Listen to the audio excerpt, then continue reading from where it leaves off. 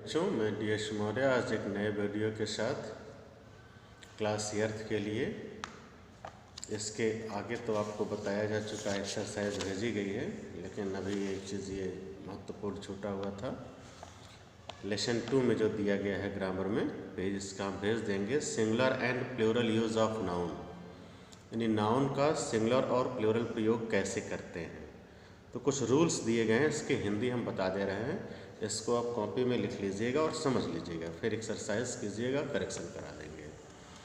देखिए, पहला रूल लिखा है, the following nouns are used only in the singular and take a singular verb. कुछ ये नाउन जो दिए गए हैं वो केवल सिंगुलर में ही प्रयोग होते हैं, इनको प्लूरल में प्रयोग नहीं किया जाता और इनके साथ हमेशा सिंगुलर वर्ब ही आती है। जैसा लिखा है फर्नीचर, तो फर्नीचर ही शब्द प्रयोग होता है, फर्नीचर्स नहीं होता है। सीनरी, सीनरी अपने आप में सिंगुलर शब्द के रूप में ही प्रयोग होता है, सीनरीज नहीं होता है। ऐसे लैंग्वेज है, मशीनरी है, इंफॉर्मेशन है, एडवाइस है, ब्रेड है, poetry, hair, business, mischief, work, etcetera, ऐसे वर्ब सेंटेंस आते उन्हें प्रोनाउन आते हैं जो हमेशा सिंगुलर फॉर्म में ही प्रयोग होते हैं और इनके साथ सिंगुलर वर्ब लगता है। जैसे एग्जांपल दिया भी गया है कि my hair has turn grey, मेरे बाल भूरे हो गए हैं। अब बालों का शब्द प्रयोग नहीं होगा। ऐसे दूसरा है, the following nouns have a plural form but they are used in the singular sense and takes a singular verb. यानी ये जो नाउन दिए गए हैं ये देखने में प्लूरल लगते हैं, लेकिन इनका उपयोग हमेशा सिंगुलर होता है और वे सिंगुलर सेंस में प्रयोग किए जाते हैं, सिंगुलर वर्ब भी अपने साथ रखते हैं। जैसे देखें, लिखा हुआ है इनिंग्स, वेजेस, पॉलिटिक्स, मीन्स यानी system, summons, news, mathematics, physics, economics, सब के लास्ट में यस लगा हुआ है, लेकिन ये सब प्लूरल नहीं है, ये सब सिंगुलर ही है। ऐसे अगला है, some nouns are not used in singular form, they always take plural verb. अब ये कुछ नाउन ऐसे हैं जो कभी सिंगुलर फॉर्म में होते ही नहीं, वो प्लूरल के रूप में प्रयोग किए जाते हैं और हमेशा प्लूरल वर्ब अपने साथ रखते हैं। जैसे लिखा alms, riches, contents, circumstances, thanks, means, ये सब हैं। तो इसमें हमेशा इनके साथ प्लूरल वर्ब आएगा। नेक्स्ट 4th नंबर का रूल है, some object are made of 2 almost similar parts. यानी कुछ ऐसी चीज़ें हैं जो एक जैसे 2 भागों से मिलकर बनी होती हैं। They are plural in form, वो अपने रूप में प्लूरल होते हैं, and always take a plural verb, और हमेशा प्लूरल वर्ब भी अपने साथ रखते हैं। इसे लिखा है सीजर्स माने कैंची, टंग्स चिमटा, स्पेक्टेकल्स चश्मा, ट्राउजर्स जो पैजामे होते हैं, या रिचेज। इस तरह से ये सारी चीज़ें हमेशा चूँकि 2 पार्ट से मिलकर बनी होती हैं एक जैसी, इसलिए हम इन्हें प्लूरल मानते हैं और इनके साथ प्लूरल वर्ब प्रयोग करते हैं।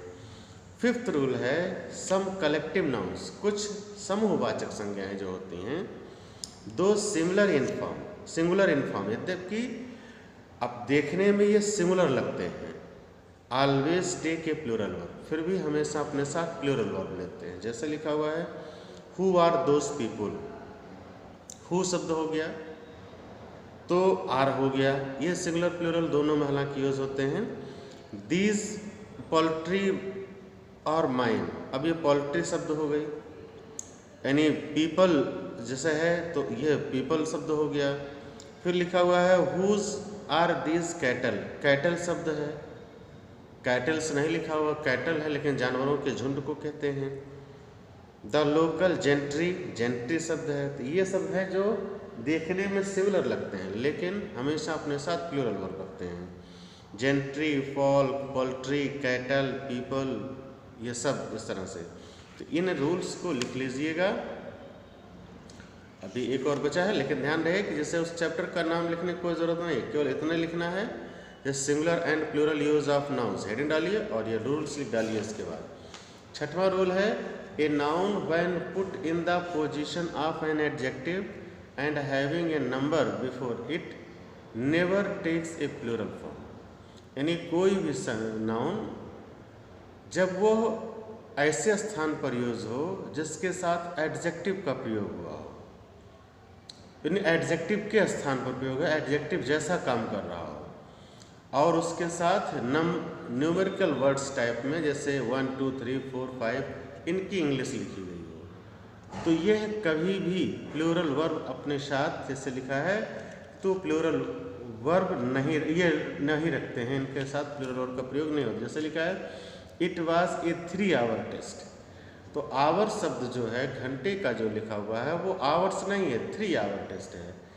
ठीक है, ये देखिए इसमें इस तरह से लिखा हुआ है। अब इसको अगर हम ऐसे लिख दें कि it was a 3 hours test तो गलत हो जाएगा, क्योंकि पूरे टेस्ट की एक पीरियड को 3 आवर बताया गया है।